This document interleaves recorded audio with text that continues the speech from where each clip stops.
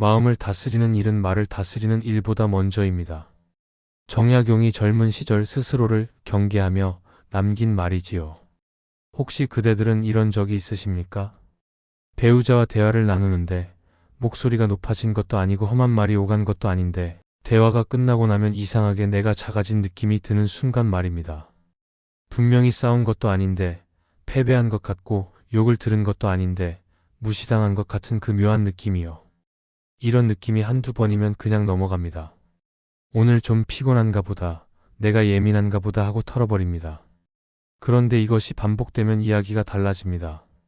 어느 순간 그대들은 깨닫습니다. 내가 이 집에서 점점 작아지고 있구나. 내 말이 점점 힘을 잃고 있구나. 많은 사람들이 이렇게 생각합니다. 부부 사이의 존중이 사라지는 건 큰 소리가 오갈 때라고요. 거친 말이 오갈 때 관계가 무너진다고요. 그런데 진짜 무서운 건 소리 없이 스며드는 무시입니다. 부드러운 말투 속에 감춰진 가벼운 취급, 그것이 반복될 때 사람은 서서히 자신의 자리를 잃어갑니다. 오늘 이야기하려는 것은 바로 그것입니다. 싸우지 않았는데도 내가 점점 작아지는 이유, 그리고 그 자리를 다시 되찾는 조용한 방법에 대해서요. 한 가지 미리 말씀드리겠습니다. 이 이야기의 끝에서 그대들은 하나의 문장을 만나게 될 것입니다. 그 문장은 지금 말씀드리지 않겠습니다. 다만 그 문장이 그대들의 마음에 닿을 때 그대들은 자신이 왜 그토록 지쳐 있었는지를 비로소 이해하게 될 것입니다. 본격적인 이야기에 앞서 구독과 좋아요 부탁드립니다. 은근한 무시라는 것은 참 묘합니다. 상대가 나를 향해 화를 내면 오히려 마음이 편합니다. 적어도 싸울 거리는 분명하니까요. 그런데 무시는 다릅니다. 손에 잡히지 않습니다. 뭐라고 말하기도 어렵습니다. 내가 예민한 건가 싶기도 하고 괜히 트집 잡는 건가 싶기도 합니다. 그래서 삼킵니다. 한 번, 두 번, 세 번. 그렇게 삼키다 보면 어느 순간 내 목소리는 점점 낮아지고 내 의견은 점점 짧아지고 내 존재는 점점 가벼워집니다. 정약용도 유배 시절 비슷한 경험을 했습니다. 벼슬에 있을 때는 그의 말 한마디에 사람들이 귀를 기울였습니다. 그런데 강진 땅에 내려온 뒤로는 달랐습니다. 그가 아무리 옳은 말을 해도 사람들은 흘려들었습니다. 죄인의 말이라는 이유 하나로요. 그때 그는 깨달았다고 합니다. 말의 무게는 말 자체에 있지 않다는 것을요. 그 말을 하는 사람이 어떤 자리에 서 있느냐, 그것이 말의 무게를 결정한다는 것을요. 자리가 낮아지면 같은 말도 가벼워집니다. 자리가 흔들리면 옳은 말도 힘을 잃습니다. 그런데 여기서 말하는 자리란 직이나 권력이 아닙니다. 관계 안에서 내가 어떻게 대우받고 있느냐, 그것이 자리입니다. 그대들은 지금 집 안에서 어떤 자리에 서 있습니까? 내 말이 끝까지 닿는 자리입니까? 아니면 말은 하되 공중에서 흩어지는 자리입니까? 혹시 그대들의 말이 요즘 자꾸 허공으로 사라진다면 그것은 그대들의 말솜씨 문제가 아닙니다. 자리의 문제입니다. 그리고 그 자리는 되찾을 수 있습니다. 어떻게 되찾을 수 있는지 지금부터 함께 살펴보겠습니다. 이 이야기가 끝날 때쯤 그대들은 자신이 왜 지쳐 있었는지 그리고 무엇을 바꿔야 하는지를 알게 될 것입니다. 은근한 무시는 대개 말투에서 드러나지 않습니다. 표정에서도 잘 보이지 않습니다. 그것은 대화가 처리되는 방식에서 나타납니다. 내가 말하는 중간에 상대가 결론을 대신 내려버리는 순간이 있습니다. 내 질문을 흘려듣고 자기 이야기로 갈아타는 순간이 있습니다. 중요한 말을 꺼냈는데 그건 나중에 하자며 밀어버리는 순간이 있습니다. 이런 것들이 쌓이면 한쪽은 늘 설명하는 사람이 되고 다른 한쪽은 늘 판정하는 사람이 됩니다. 관계의 높낮이가 생기는 것이지요. 처음에는 잘 느끼지 못합니다. 그냥 오늘 좀 피곤한가 보다, 요즘 스트레스를 받나 보다 하고 넘깁니다. 그런데 그것이 반복되면 이야기가 달라집니다.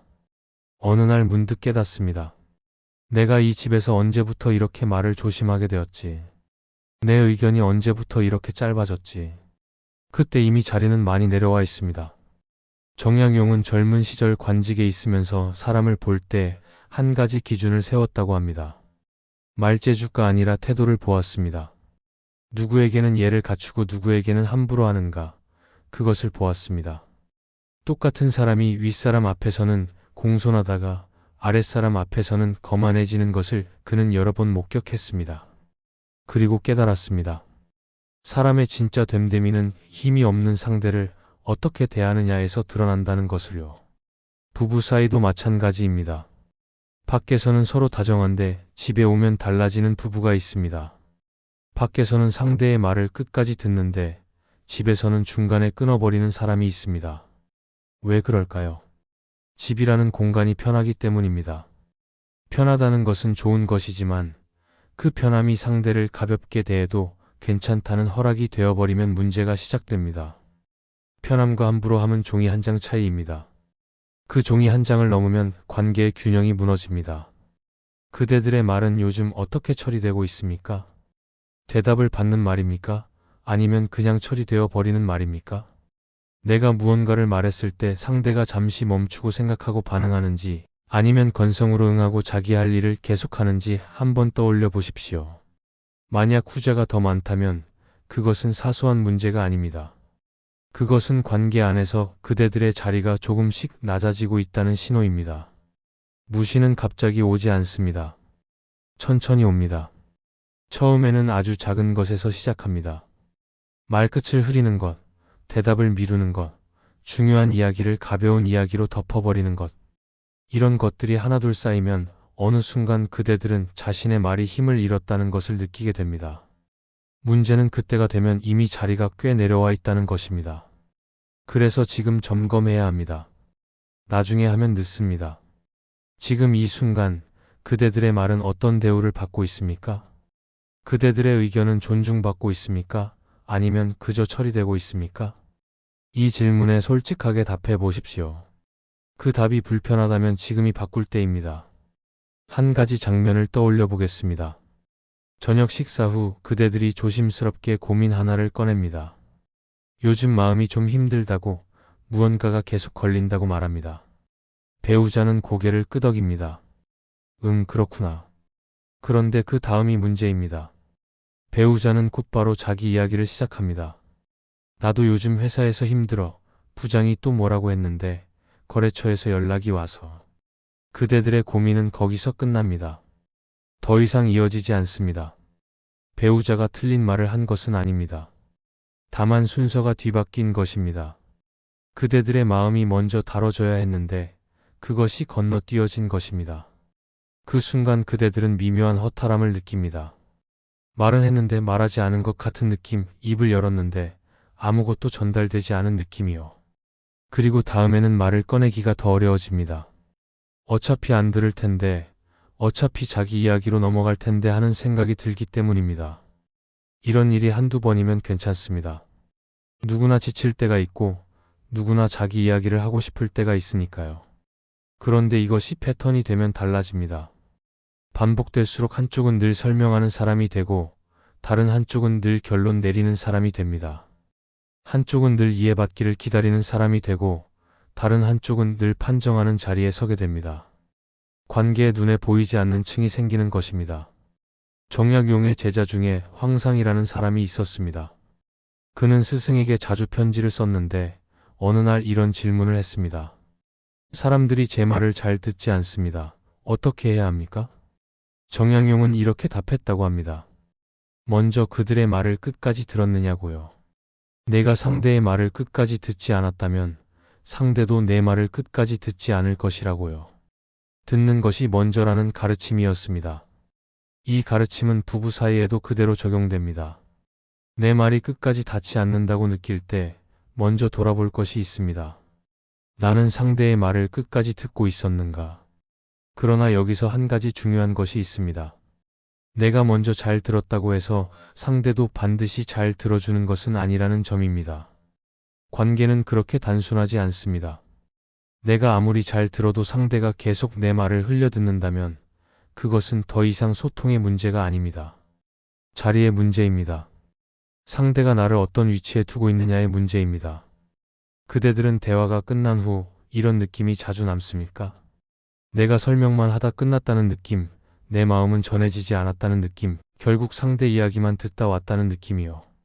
만약 그렇다면 그것은 그대들의 설명이 부족해서가 아닙니다. 관계 안에서 그대들이 서 있는 자리가 낮아졌기 때문입니다.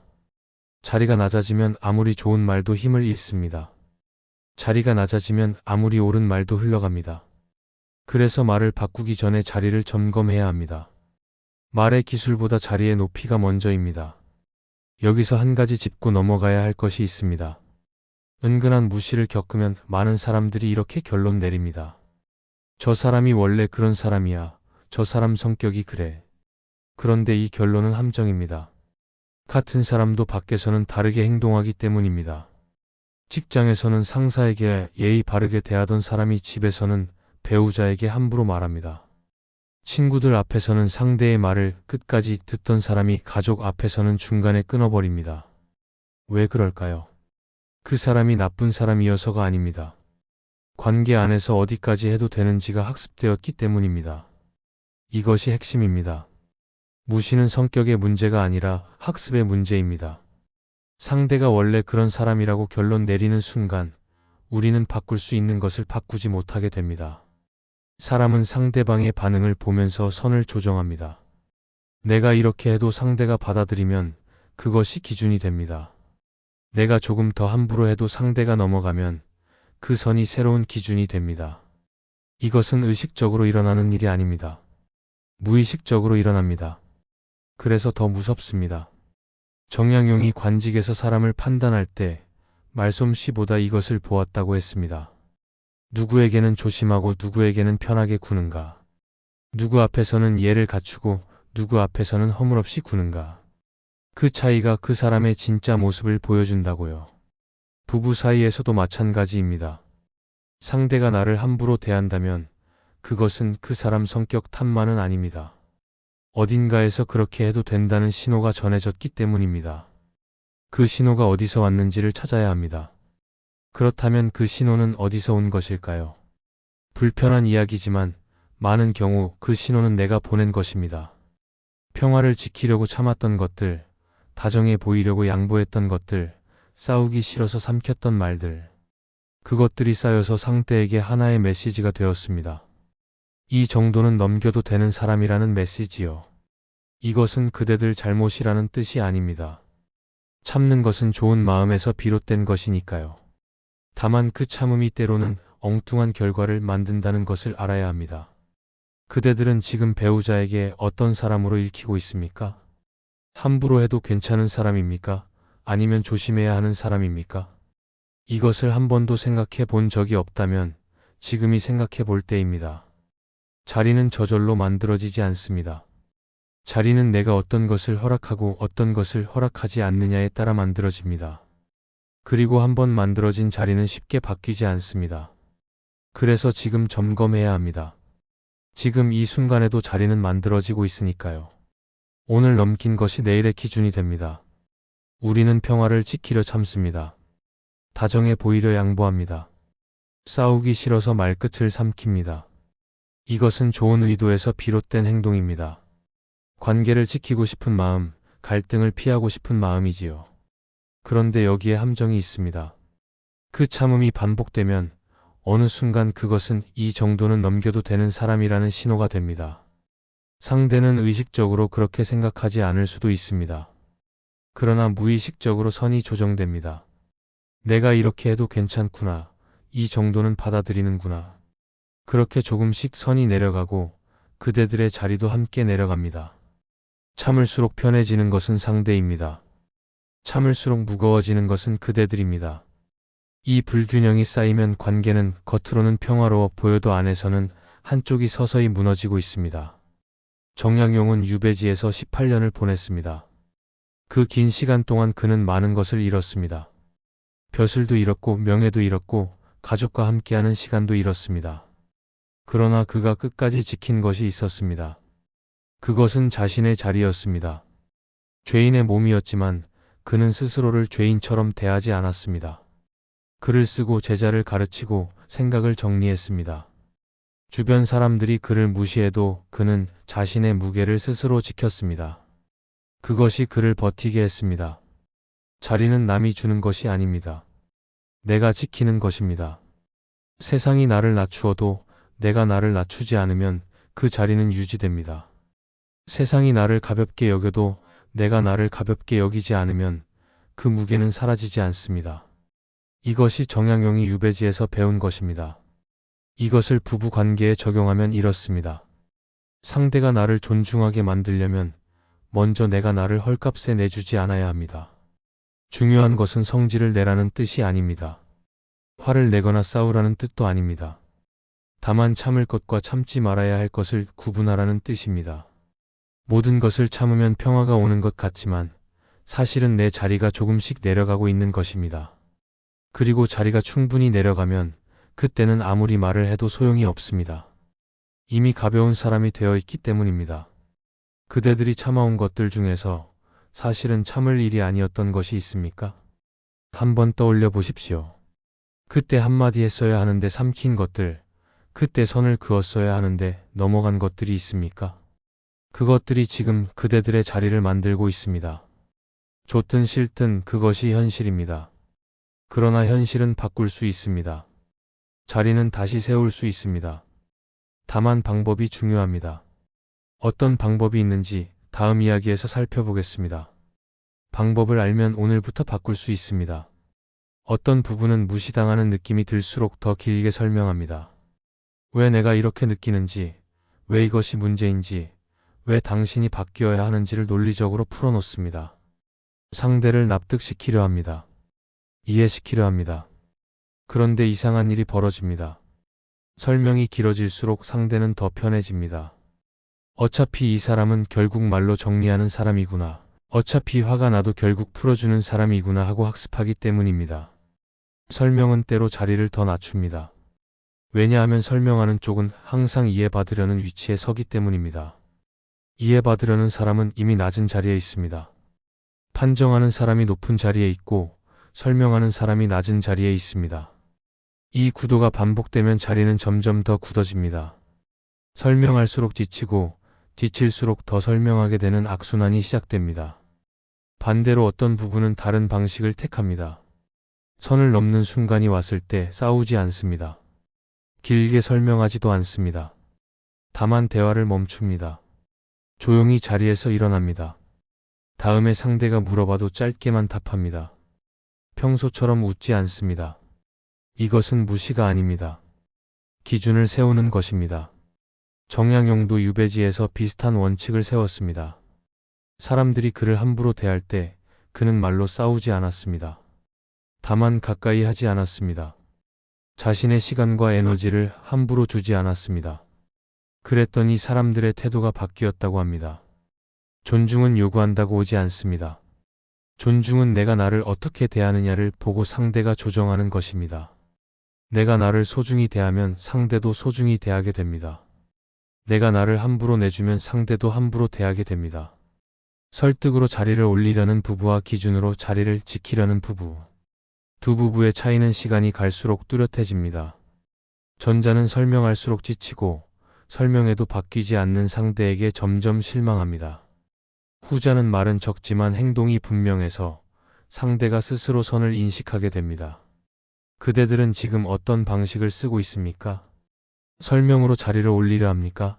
아니면 기준으로 자리를 지키려 합니까? 만약 지금까지 설명으로 해결하려 했는데 잘 되지 않았다면 방법을 바꿔볼 때입니다. 말의 양이 아니라 태도의 무게로 승부해야 할 때가 있습니다. 관계에서 자리는 논리로 만들어지지 않습니다.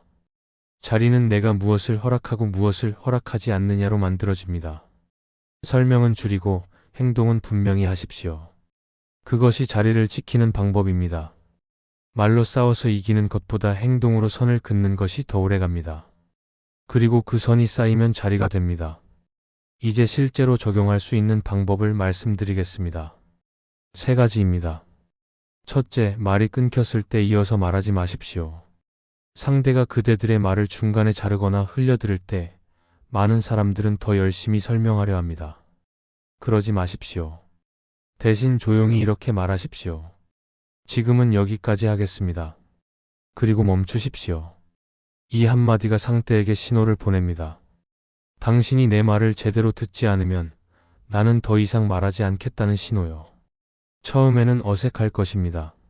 상대도 당황할 것입니다. 그러나 이것이 반복되면 상대는 깨닫습니다. 이 사람의 말을 끊으면 대화가 끝난다는 것을요. 그러면 태도가 바뀝니다. 사람은 결과를 보고 행동을 조정합니다. 내 말을 끊어도 결과가 없으면 계속 끊습니다. 내 말을 끊으면 대화가 끝난다는 것을 알면 조심하게 됩니다. 둘째, 같은 부탁을 반복하지 마십시오. 그대들이 무언가를 부탁했는데 상대가 가볍게 넘겼다면 같은 말을 다시 하지 마십시오. 반복할수록 그 말의 값이 떨어집니다. 대신 다음 선택을 바꾸십시오. 상대에게 기대했던 것을 다른 방식으로 해결하거나 아예 하지 않거나 상대가 그것을 알아차릴 때 그대들의 말이 가벼운 것이 아니었음을 깨닫게 됩니다. 말의 무게는 반복으로 만들어지지 않습니다. 말의 무게는 그 말이 실행되느냐 안 되느냐로 만들어집니다.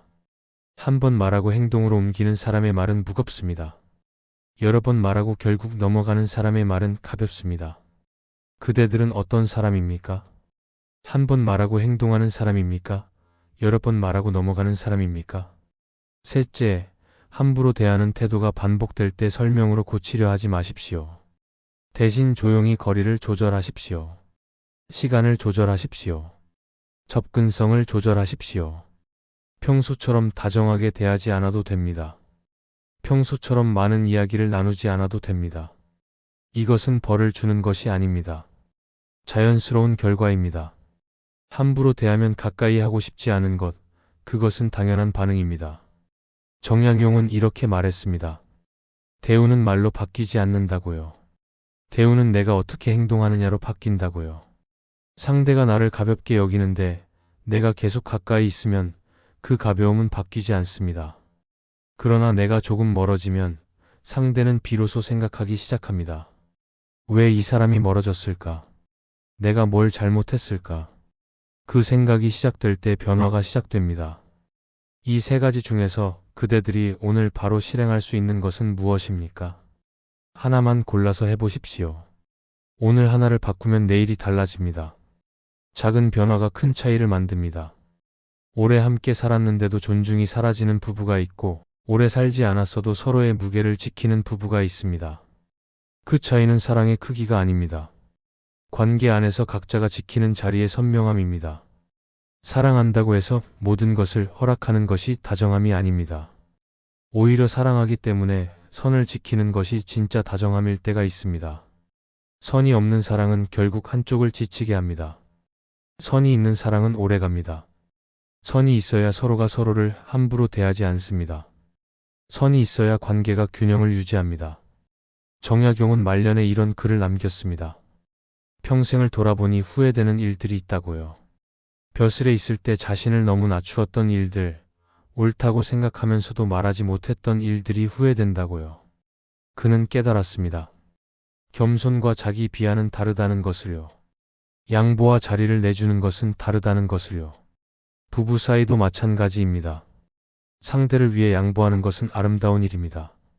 그러나 그 양보가 반복되어 내 자리가 사라지면 그것은 더 이상 양보가 아닙니다. 손해입니다. 그리고 그 손해는 결국 관계도 해칩니다. 자리를 잃은 사람은 점점 지치고 지친 사람은 결국 관계에서 멀어지기 때문입니다. 오늘부터 그대들이 바꿔야 할 것은 상대의 성격이 아닙니다. 내 말과 내 시간을 대하는 방식입니다. 내가 나를 어떻게 대하느냐가 상대에게 신호가 됩니다. 내가 내 말을 가볍게 여기면 상대도 가볍게 여깁니다. 내가 내 시간을 헐값에 주면 상대도 헐값으로 여깁니다. 반대도 마찬가지입니다. 내가 내 말을 소중히 여기면 상대도 소중히 여기게 됩니다. 내가 내 시간을 함부로 주지 않으면 상대도 함부로 대하지 못합니다. 이것이 자리를 지키는 방법입니다. 처음에 약속드린 문장을 말씀드리겠습니다. 관계를 살리는 것은 감정의 승패가 아니라 내 자리를 잃지 않는 조용한 단호함입니다. 이 한 문장을 기억하십시오.